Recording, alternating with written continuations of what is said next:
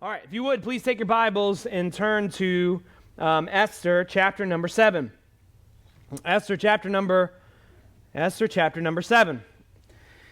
Now today we come to what really is the climax, right, of our story. And well, as many of you know and you remember from our study, the risks are not diminished, are they? Right? There's still a threat on, Mordecai's life and the life of all the Jews. However, as we laughed at last week in Esther chapter number 6, the fall of Mordecai and his plans is all but assured, right? With Mordecai being paraded through the city of Susa on a horse that should have been Haman's. Really, the tide has turned. Tables have turned on Haman. And here is God, though, right? Esther has done her part. She's called for a fast for 3 days. Mordecai has done his part. But is it enough? And the answer was no. That's the thing we learned about last week. There was still a plan to destroy Mordecai's life, and Esther didn't even know about it. But they've done all they can, haven't they? And so it's left up to God to make up the difference. And today, as we'll read, God more than makes up the difference. Amen? Haman can already feel the tide has turned against them. And by the end of this chapter, he will be utterly washed away by a wave of his own misdeeds. He will learn the hard way that all actions have a way of ricocheting, don't they? You may throw a rock in a pond and the rippling effect goes out, and it does. It goes out into the water, doesn't it? But what happens? Does the rippling effect goes what? Back at you. And every action, we're going to talk about the difference between good action, bad action, but every action is like a rock thrown into a lake or a pond, and not only actions go forth, they also have a way of coming back. Do good, and typically good has a way of finding its way back to you. But to do bad, it is surprising how that the bad a person does will find them in the most unlikely and most coincidental ways. We all know the adage, what goes around, and Haman is the perfect example of what that is. And what that's called in literature is poetic justice. What goes around comes around. So if you would, please take your Bibles again and turn to Matthew. Esther chapter number 7. Esther chapter number 7. Let's begin reading. Verse 1. So the king and Haman went to the feast with Queen Esther. This is the second feast. He has just been escorted hurriedly from his own house, where his wife, of all people, said to him, Haman, you will not stand before this Jew. And a knock at the door, and it's these eunuchs, the king's eunuchs. Hey, time for dinner. So Haman goes to this banquet. Verse 2. And on the second day, as they were drinking wine, which always, if we learned anything in the book of Esther, good things usually happen, don't they, when people are drinking wine? Well, funny for us, but not really usually the best outcome, you know? My goodness, help us. And so after they were drinking wine, the king said again. Now, how many times has he posited this question? Once? No. How many times? Twice. At least twice. And now he says a third time, what is your wish? Everyone say wish. Queen Esther, it shall be granted you, and what is your request? Everyone say request. Even to the half of my kingdom, it shall be fulfilled, or I will give it to you. And finally, not just Esther, but who? Queen Esther answers and says, if I have found favor in your sight, O king, and if it please the king, let my life. Hold on a second. The king was expecting Esther to request even up to the half of his own kingdom, and now he says something Esther says something very unusual. She says, let my life be granted for my what? Wish. And my people for my what? Request. The king asked for two things, didn't he? What's your wish? What's your request? And she says, my wish is that my life be spared. And my request is that the lives of my kinsfolk be spared too. Why? For we, Esther says, have been what? I'm sorry, church, one more time. Sold. I and my people to be destroyed, to be killed, and to be annihilated. If we have been sold merely as slaves, men and women, I would have been silent. For our affliction is not to be compared with the loss of the king. Then King Ahasuerus, King Xerxes, said to Queen Esther. Now, it's kind of hard to see here in English, but how it's worded in the Hebrew is very staccato. It's very quick, and it's very harsh. It's kind of like when your kids are upset, and you can say, hey, come over here. Or you can say, get over here. Right? Now. Yes, and sometimes now. There is that, you hear that tone difference. You're essentially saying the same thing. But the Hebrew shows us that he says these words as if he's biting every syllable. And here's what he says. Who is it? Who is he? And where is he who has dared to do this? And Esther says, a foe, and listen again, in the Hebrew, it's actually the same type of staccato. This is the first part in our story where Esther's decorum breaks and her rage and her anger comes forth. She matches the velocity and the vitriol and the anger with which the king is now asked. She matches it. And she says, a foe and enemy. This wicked Haman. Then Haman was what? Terrified. Does it say terrified before the king only or what? Terrified before the king and queen. Whew. Listen, I've said it many times. If there's one person I would never want to go toe-to-toe with, it is Esther. So I know we want to move on. I know, believe me. But I don't want you to miss a few things here. As I'm sure you've noticed by now, it's hard not to underestimate how cunning and clever Esther is in our story. As she has done before, she actually couches her request to the king in an overabundance of formality and respect. Actually, I was talking with Herb about this and actually Roger about this just before the service. What is the thing Xerxes loves most? He loves himself, true. But what is the thing he prides about himself? He wants more than anything is what? Respect.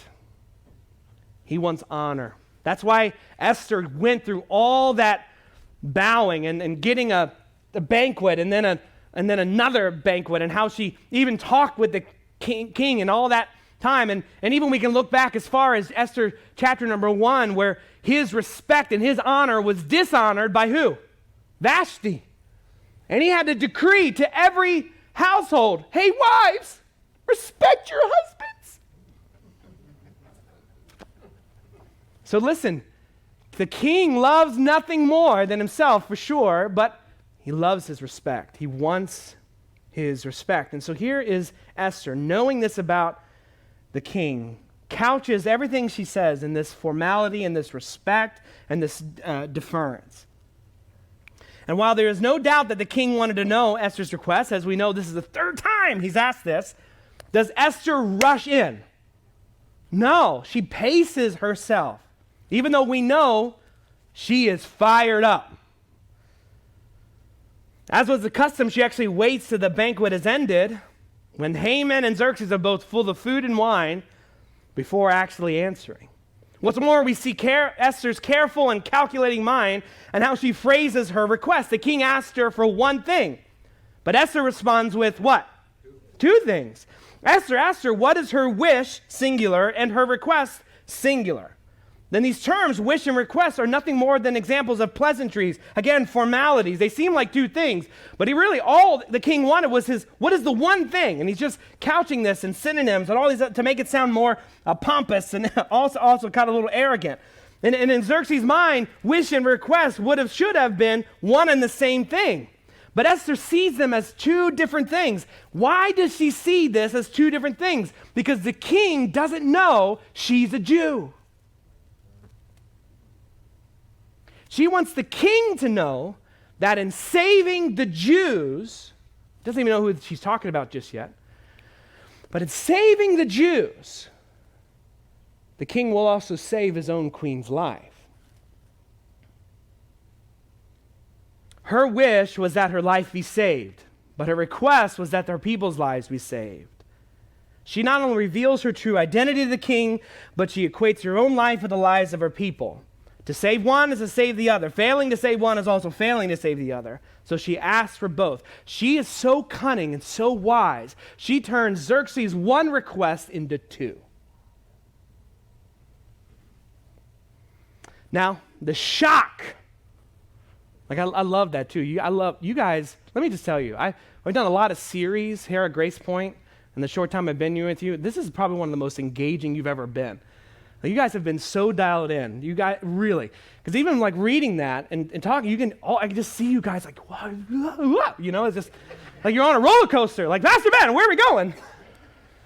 And so you can imagine Xerxes, the shock on his face. It must have been apparent because Esther then moves on to explain how her life and the lives of her people have been put into jeopardy.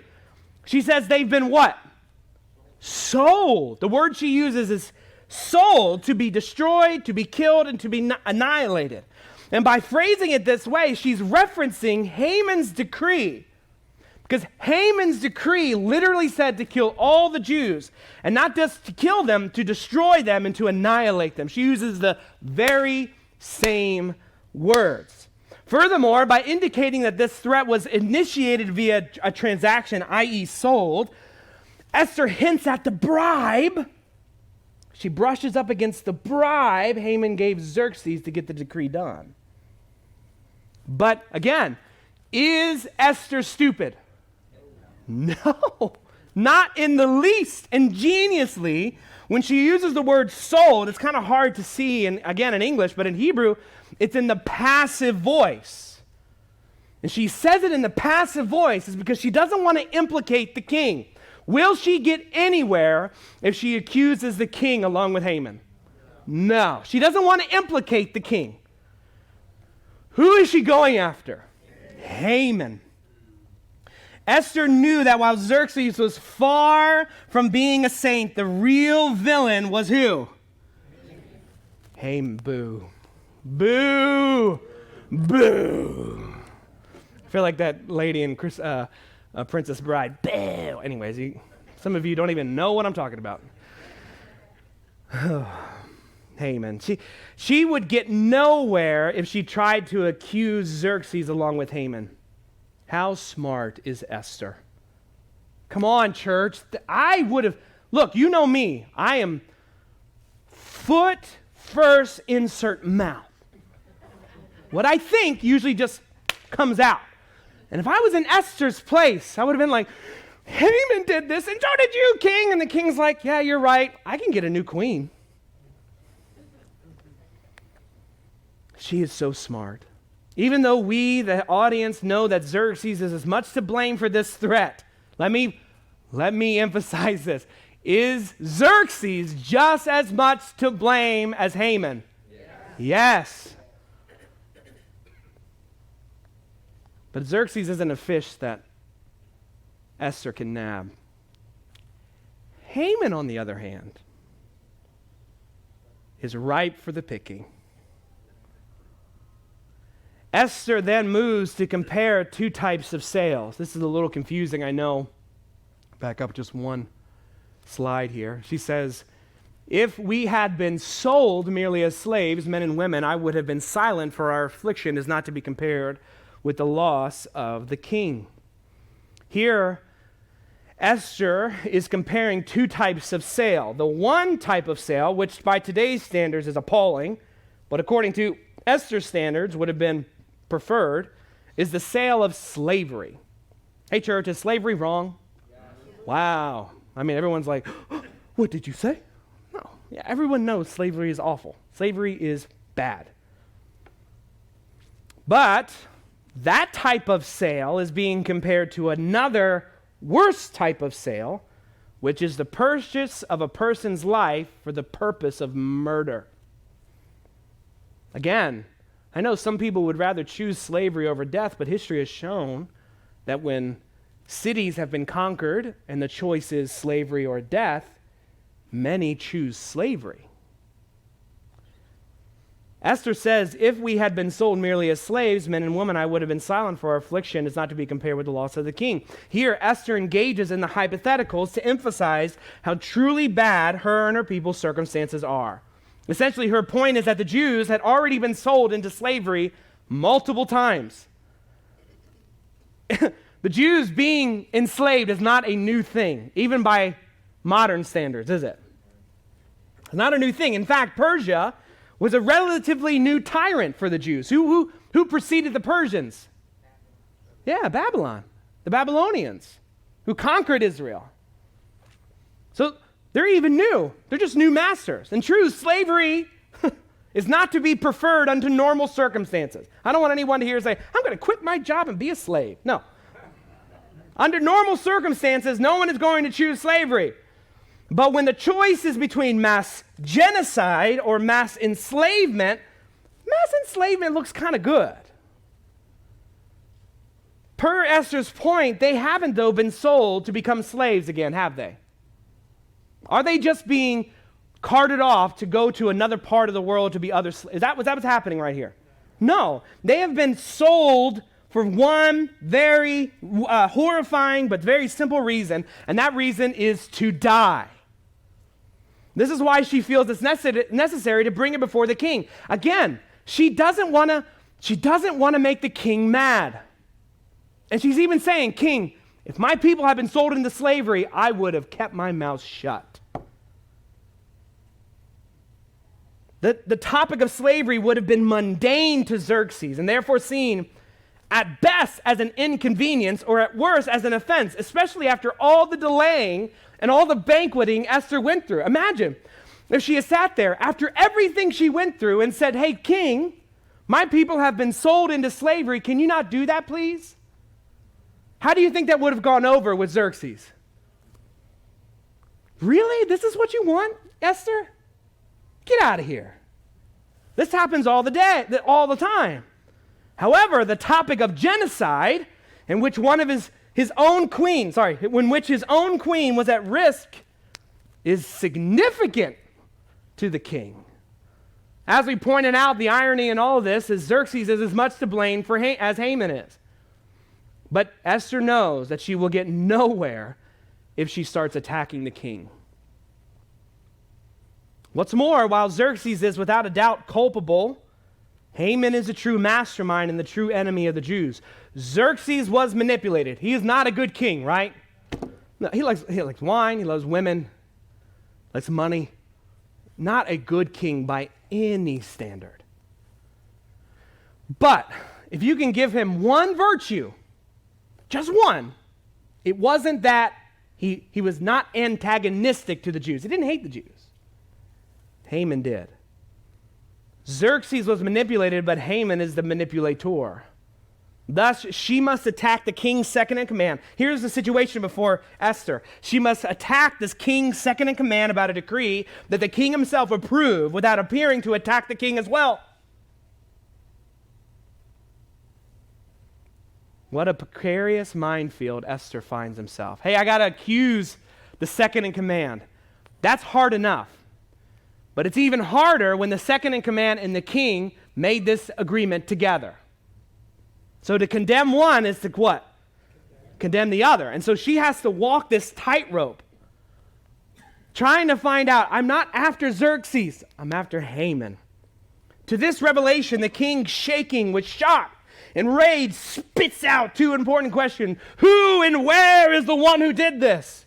To which Esther, likely pointing in the direction of the only other person who has been silent, he hasn't spoken a word yet, has been silent throughout this whole ordeal.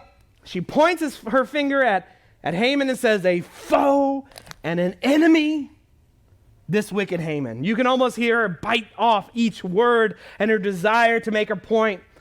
And we're told the response of Haman is that he's terrified, not only before the king, but before a queen. He had come to dinner thinking he was seated amongst friends. Remember, he thought he was even talking, he was boasting to his wife and his friends. Even the queen likes me. Whoa, man, no, she doesn't. He thought he was coming to dinner to have fun with his friends. But he now realizes all too late that he stepped right into a trap. You ready? Let's see how at least this chapter ends. And the king, what's his response to this revelation? He gets up. The king arose in his wrath from the wine drinking. Think about this. He's got to be pretty upset to leave his beer on the table. Rose from his wine drinking and went into the palace garden, but Haman stayed to what? Beg for his life from not Esther, Queen Esther. For he saw, how many of you know you can read a room sometimes? He was reading the room and it wasn't looking good because he said he thought he saw that harm was determined against him by the king. And the king returned. Wasn't a long. He just went to go get some air. Apparently it wasn't long. And the king returned from the palace garden to the place where they were drinking wine as Haman was falling on the couch where Esther was. That's a very important phrase. As. At what? Hey, church, you should laugh at this. This is a joke. What a coincidence. What a coincidence, right? And the king then said, will he even assault the queen in my presence, in my own house? And as the word left the mouth of the king, they covered Haman's face, put his head in a bag. But it's not done yet. Then Harbona, one of the eunuchs in the attendance of the king, said, moreover, hey, king, I got one more thing for you. Esther doesn't even know about this. I got one more thing. Moreover, the gallows that Haman has prepared for Mordecai, you know the one, king, the one whose words saved your life, is standing at Haman's house 50 cubits high. And the king said what? Hang him on it. Hang him high. Hang him on it. So they hanged Haman on the gallows that he had prepared for Mordecai. Then the wrath of the king abated.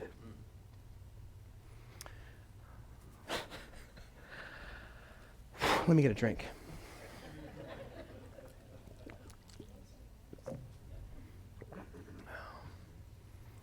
Question, church. What is a man who cannot so much as tie his shoes without consulting his advisors to do when his own advisor has been unmasked as a traitor? That's exactly what happened. Right? One accusation against his second prime minister, the guy he relied upon for making his decisions. Hey, he would call Haman and be like, Haman, should I get 3-ply or 2-ply? Hey, Haman, should I have the steak or the fish? So what is he going to do when his prime counselor has now been unmasked as a traitor? He gets some air, right? He gets up from the table and he goes to the garden. Xerxes is overwhelmed by what Esther has just revealed about himself and his prime minister. The room itself feels as if it's closing in to suffocate Xerxes. So he goes to the garden to think, to get some space. And as we know, Xerxes has a lot to think about. Okay, so let's list these out. These are just the basics, okay? There's a lot more here, but for time, I can't list them all out. But here's what's weighing on Xerxes' mind as he goes to the garden. First, there's the fact that he did not know the true identity of his own wife. Imagine, gentlemen, you called your wife one thing for 30 years, and then she comes to you and be like, hey, by the way, my name is not that, it's this. Right? But here he is, his own wife, he'd been married to for years, did not know she was a Jew. Secondly, there's the unsettling reality and the realization that Haman had clearly manipulated him for his own devilish schemes. You want to know what really makes people mad? Is when they find out they have been used. Lastly, there's the really embarrassing fact that he himself was also to blame for this current set of circumstances. He can point his finger at Haman, but guess how many fingers are pointing back? Yeah. If Xerxes were to do nothing, his wife, the queen of Persia, would die.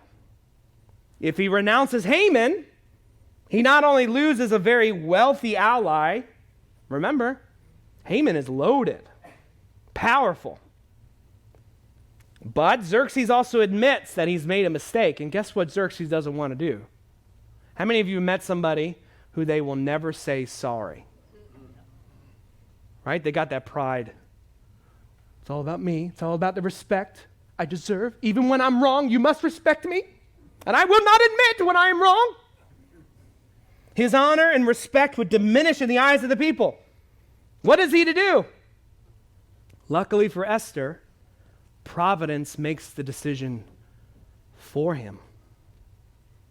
See, he goes out to the garden, lost, doesn't know what to do.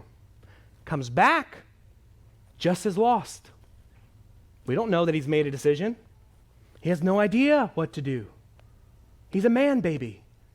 He needs counselors to tell him what to do and what to think. So providence makes the decision for him. The story tells us that just as Xerxes returned from the garden, he sees Haman falling on Esther. Yeah, Bruce. Now, bear in mind, Persians ate reclined on large pillows and low-rise tables in the middle. And if you actually go to the Middle East even today, they still do this today. Usually everyone lounges. That's how actually Jesus and disciples used to eat. It's an influence from Babylonian culture. It was an influence from Assyrian culture that was transferred to Babylonian culture, then became Persian culture, then became Greek culture, then became Roman culture. It's just this long string. But we are the weird ones in history. We sit at tables, right, up with our feet down. And thank God we do. I don't want anyone's feet by my food. But they sat reclined. They lay down on pillows. So, gentlemen, hey guys, I got a question for you. What would you think if you were to come in and see a man you already do not like falling on top of your wife, who is herself also laying down?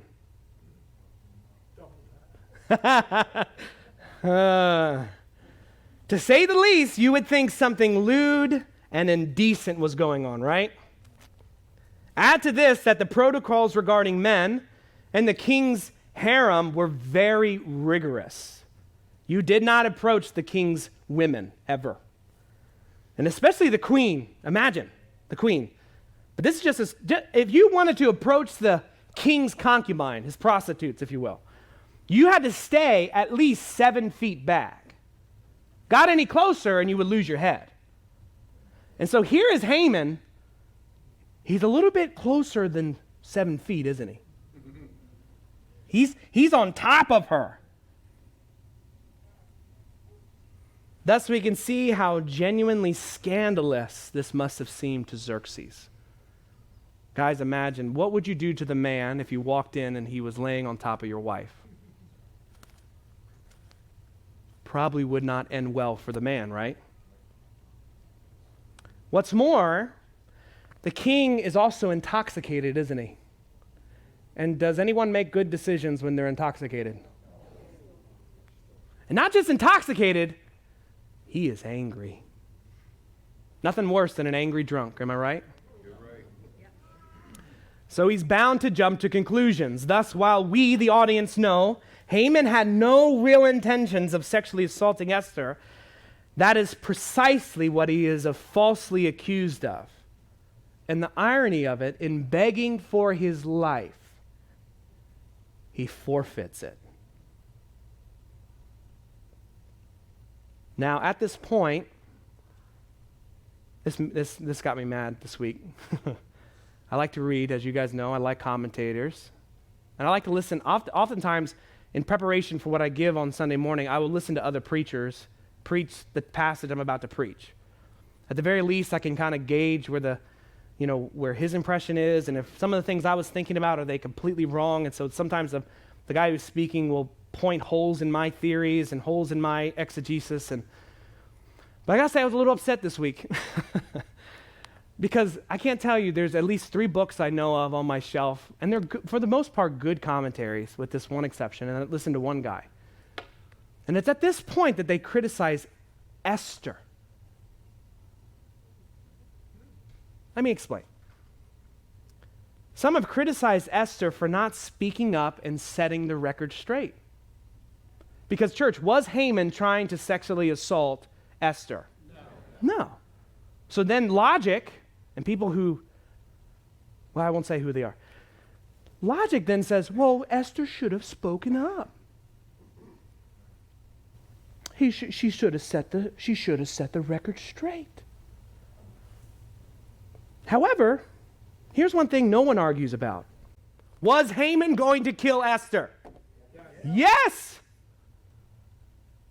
So while she was true, while there was no sexual advance here, Haman had every intent of killing Esther, though he didn't realize it. It burns me up. Doesn't that burn you up? Absolutely. Well, and I think to myself, the focus here is on Haman, not Esther. Esther is the victim. Why should she take any blame in this? Man, it burns me up. Okay, I'm done. I'm going to get on a long soapbox I don't need to get on right now. And I would argue she might have spoken up if given the chance. And again, this is Pastor Ben's point. I think she would have, if she had the opportunity. She would have wanted to set the record straight. But who speaks before she does? Not the king, the eunuch. Before she can even set the record straight, Harbona's like, hey, you're right, king, guess what? And Esther's just like, this is now taken completely out of her hands. And Harbona tells the king and queen that Haman has erected a 75-foot pole in the front yard, not just to kill anyone, but to kill Mordecai. And he reminds Xerxes, as if Xerxes needed to be reminded, right? It was less than 24 hours where Xerxes had Mordecai honored. He knows, if he knows anybody in the kingdom, he knows himself, he knows Esther, he knows Haman, and he knows Mordecai.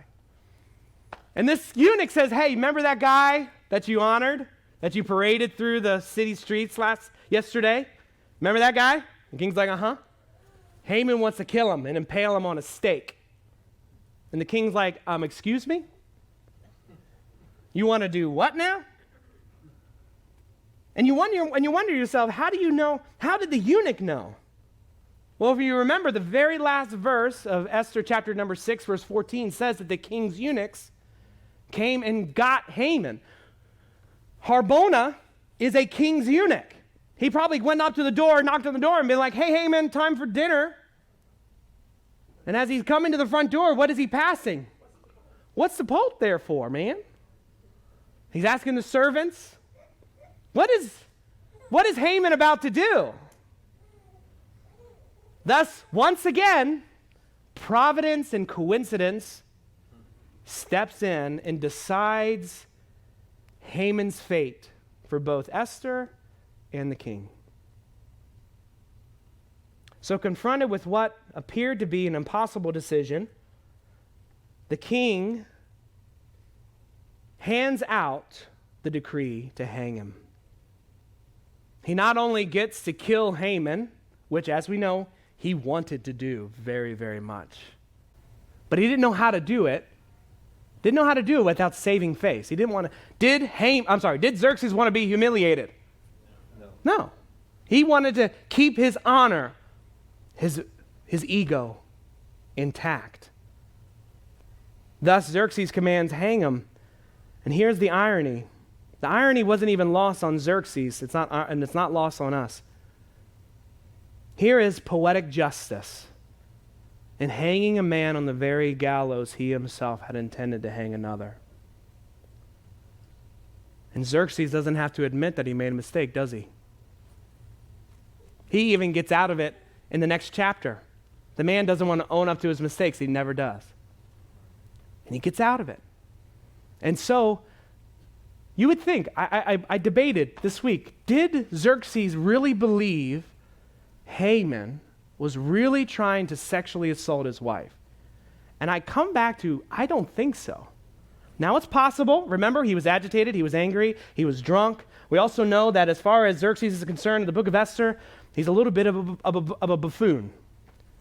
However, he saw his opportunity and he took it, didn't he? So what's the takeaway? Our enemy Haman is no more. But is the threat still coming? Yes. Just because the enemy is dead doesn't mean that the systems they put in place are not still there. But what's the takeaway for us? We'll talk about that more next week. But what's the takeaway for us here today? Chapter 7, it's this. Those who dish out evil in the lives of others will raise up evil in their own lives. Do you see how Haman's demise is perfect irony? He dies on the very gallows he had intended to kill Mordecai with. But here's the best part. You ready for this? I've been saving this. I've been itching to get to this one part right here. What's more, it was a false accusation that did him in. Hey church, did Xerxes care about the Jews? No. He would have signed that decree if someone came to him and gave him more money. He cares about himself, cares about his honor, cares about his respect. And so Haman dies. He should have died, but he dies for the wrong reason.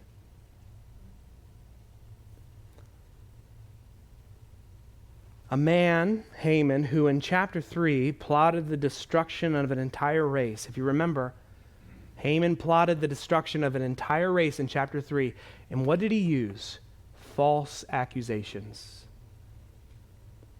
Is here undone and killed because of a false accusation.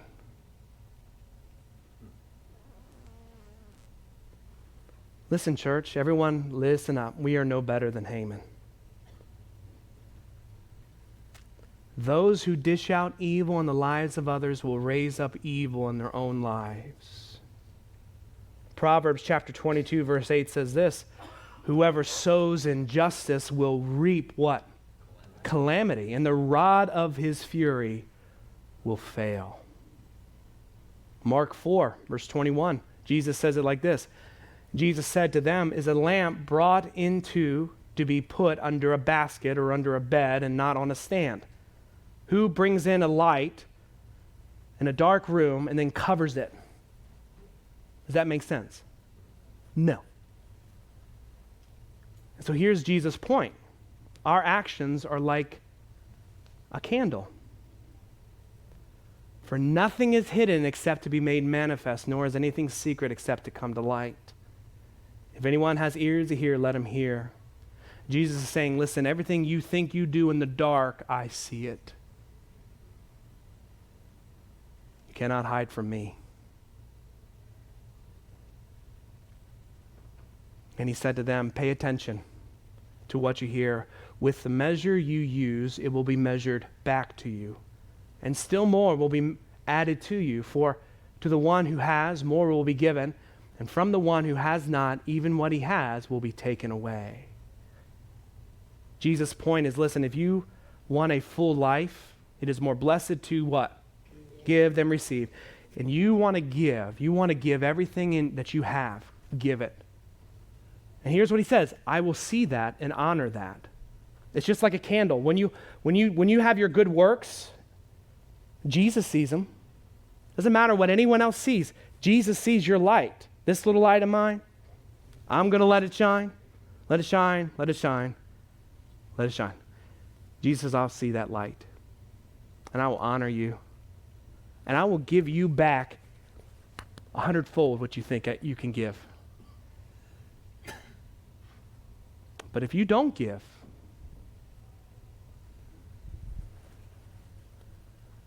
and you keep your light concealed where no one knows who you are, and if you think you can consume this life and just take and take and take and take and take, I'm going to take from you.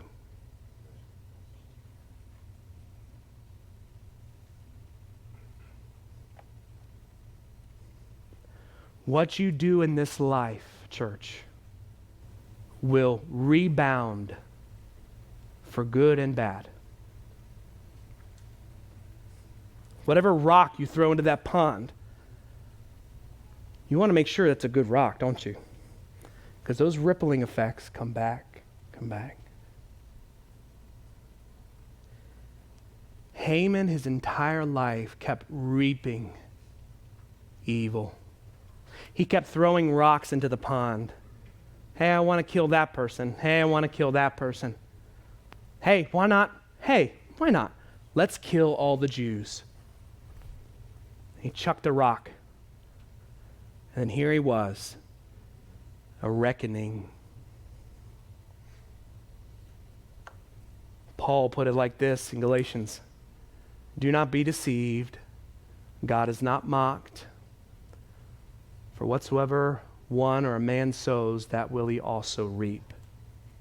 For the one who sows to his own flesh will from the flesh reap corruption. Did Haman reap corruption? Yeah, he did. Because he sowed corruption. He was a bad guy. And he got bad in the end. He got exactly what he deserves. But the one who sows to the Spirit will from the Spirit reap what? Eternal life. Let us not grow weary. And this is his conclusion. Hey, church, Grace Point, let us not grow weary of doing good, for in due season we will what? Reap if we do not give up, if we do not faint.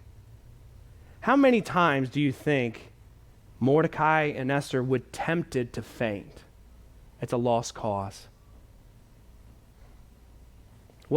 How can we stand up against Haman? You know what we should do? We should run.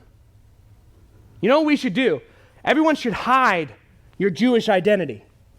Don't let anyone know that you're a Christian.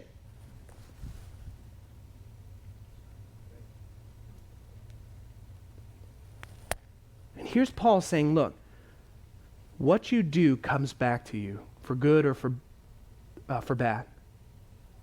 And you as a believer, you got to put good in this world in my name's sake, Christ's sake. And the result is not just, if you give God your life, say 60, 70, 80, 90 years, if you give God your 90 years, he will then give you 900 years, 9,000 years, 9 million years, 9 billion years. You will reap. If you spend your life sowing good, sowing good, sowing good, as much as you can give. God, I want your name, whether it's here at Grace Point or at the workplace or in my family, I want your name to be great. And you just keep putting one good seed after one good seed. All of a sudden, there's that day when the Lord calls you home and he says, well done, my good and faithful servant. You have served me for 90 years. Enter into eternal life. But if you reap only what you want, God will give you 90 years, but that's it. If you sow only one poor thing after one poor thing, the only thing that's waiting for you during the harvest season is corruption. And true, you will live forever. Everyone lives forever somewhere. The only difference is will that life be worth living? Here's Haman. Here's Haman. He's reaping his, as my mom would call it, his comeuppance. All evil is sown in two soils, and all good is sown in two soils. It is sown in the lives of others. My wife and I counsel people who are bitter sometimes. Sometimes bitter at their husbands or their wives or family members or something that happened to them years and years and years and years ago. We counsel people, some who have gone through trauma that I can never imagine. When you do evil, it affects others.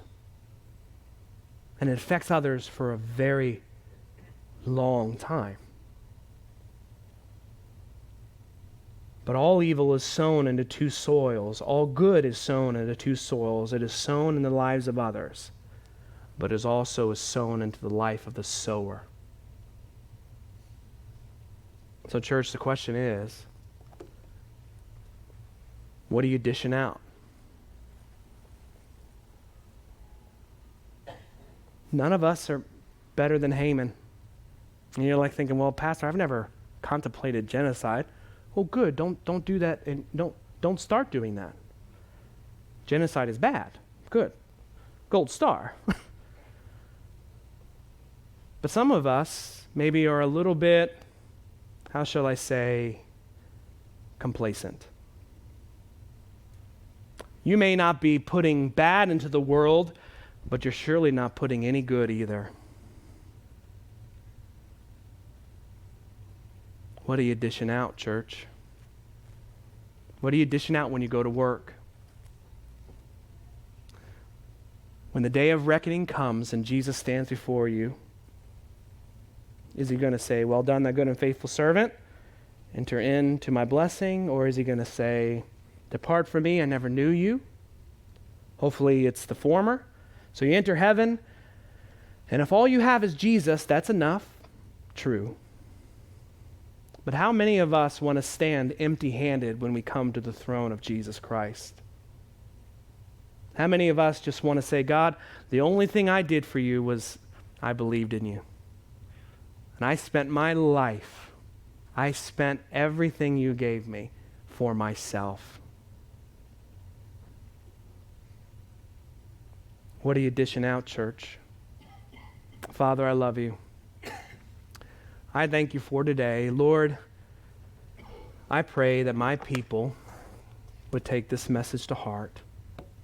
Lord, and I think many of them already have. Lord, I really do serve a solid group of people. But Lord, there is so much more that we can do. Lord, I don't want to become complacent. I don't want to become apathetic. I don't want to settle.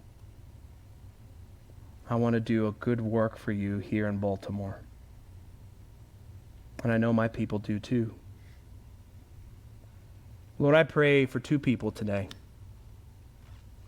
I pray for that one person who maybe is giving all that they can. They can't give anything else. They've spent their entire life devoted to you. Lord, I pray that you would encourage that heart today. to not grow weary, to keep giving, to keep serving, to keep using the time they have left here. Don't let them faint. Don't let them get discouraged. Lord, encourage that. I know I have a church full of those people. Don't let them to get discouraged. But secondly, I pray for the one who is not giving nearly enough. And Lord, I'm not talking finances. I'm not talking money. I'm talking their life. Lord, who is apathetic, who is happy and content with just coming Sunday morning. Lord, I pray that you would convict that person's heart today that they need to serve you 100%. Lord, I don't want any of my people to stand before you those last days empty-handed. I love you, my Jesus. I thank you so much for your word. Thank you for Esther. And Lord, it is a scary thing to see the story of Haman. Lord, it shakes me to the core. Lord, I can laugh. We can enjoy the story, but Lord, this is a scary story. Lord, I love you. I thank you. And I ask all this according to your will and for your sake alone. Amen. Hey, church, as I've said now almost every Sunday since the first day I came, I love you. I sometimes have to say things that probably won't make you happy, but I say them because I love you. God bless you. Lord willing, we'll see you Wednesday. Lord willing, you're dismissed. I'm going to be over here if you want to talk with me.